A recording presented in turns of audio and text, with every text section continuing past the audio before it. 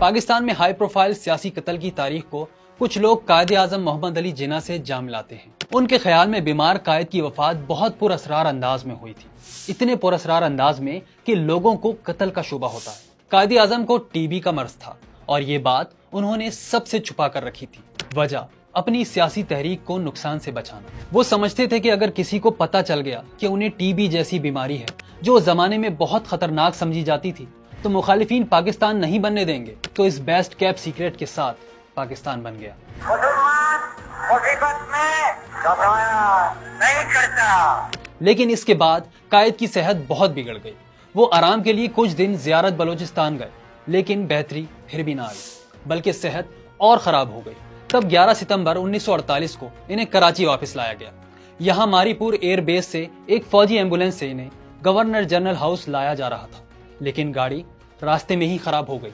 जब तक दूसरी एम्बुलेंस आती तब तक बहुत देर हो गई थी। कायद की तबीयत इतनी बिगड़ गई कि उस रात उनका इंतकाल हो गया। यूं पाकिस्तान 1 साल बाद ही यतीम हो गया। बज़ाहिर तो ये तबई मौत थी, लेकिन जिस तरह के इंतजाम किए गए थे, बहुत से हलकों को इसमें भी कत्ल की साजिश नजर आती है। बहरहाल उसके बाद पाकिस्तान में हाई प्रोफाइल सियासी कत्ल की तारीख का बाकायदा आगाज होता है और पहला निशाना बनते हैं वजीर आजम लियाकत अली खान। ये 16 अक्टूबर 1951 की शाम थी। रावलपिंडी के कंपनी बाग में हजारों लोग मौजूद थे। लियाकत अली खान की तकरीर शुरू हुई।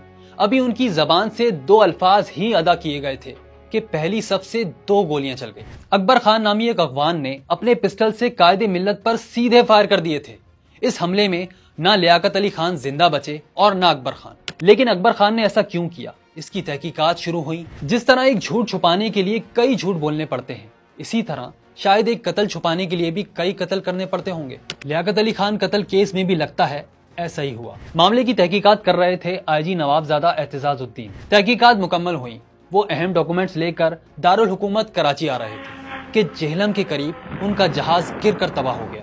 अहम शख्सियात और कागजात सब जल कर राख हो गए। यूं लियाकत अली खान के कत्ल ने पाकिस्तान को ऐसे बहरान में डाल दिया कि आज 5 सदी बाद भी मुल्क निकलता हुआ नजर नहीं आता। इस कत्ल के बाद मुल्क में हाई प्रोफाइल असैसिनेशन का सिलसिला ही चल पड़ा।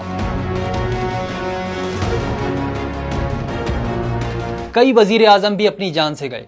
मसलन 5वें वजीर आजम हुसैन शहीद सोहरवर्दी 1956 और 1957 में पाकिस्तान के वजीर आजम थे, लेकिन फिर उनसे जबरदस्ती इस्तीफा लिया गया। अयूब खान का दौर शुरू हुआ तो सियासतदानों पर बड़ी मुश्किलात आईं। तब दूसरे बहुत से रहनुमाओं की तरह हुसैन शहीद को भी जेल में डाल दिया गया। उन पर भी पाबंदियां लगी, यहां तक कि वो मुल्क से बाहर चले गए।